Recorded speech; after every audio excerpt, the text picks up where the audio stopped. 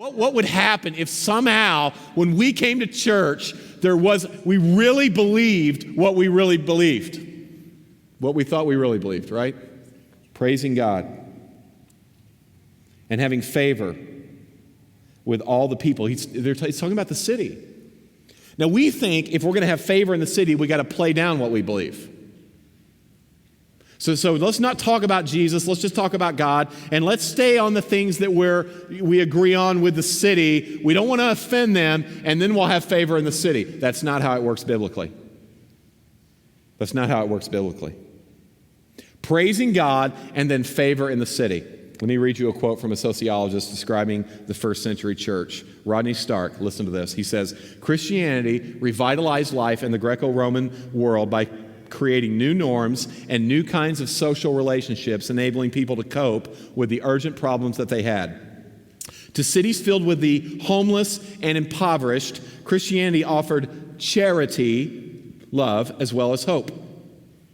To cities filled with newcomers and strangers, Christianity offered an immediate basis for attachments. To cities filled with orphans and widows, Christianity provided a new and expanding sense of family.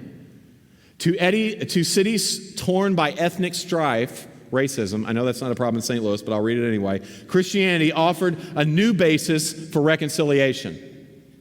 Now listen to what he says. No wonder the early Christian missionaries were so warmly received in the city, for what they brought was not just an urban religious movement, but a new culture capable of making life tolerable. Favor in the city. Another way to say it is, when the righteous prosper, the writer of Proverbs says, the city rejoices. Listen, that doesn't mean that the city is going to go, oh, we're so glad you're so exclusive about the way you talk about Jesus. That's wonderful. We're so glad about the way you look at gender and marriage and the way you hold firm to biblical norms and don't change with the culture. We're so glad about that. No, on the contrary, I hope you're reading the tea leaves. This is going to make us, has made us, will make us even more wildly unpopular. Wildly unpopular.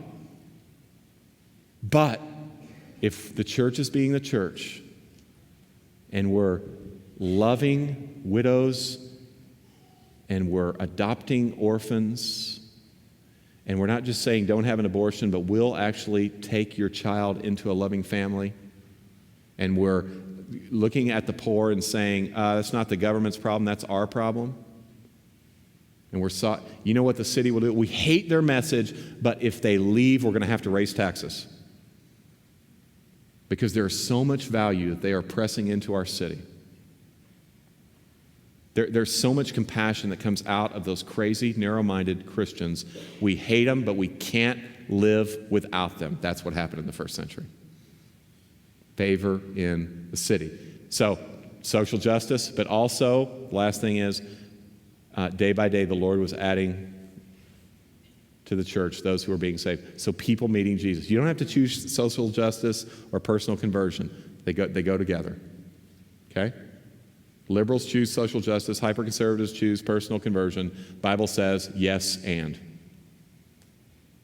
This is what the church is supposed to be. Now that church, that kind of church, changes the world.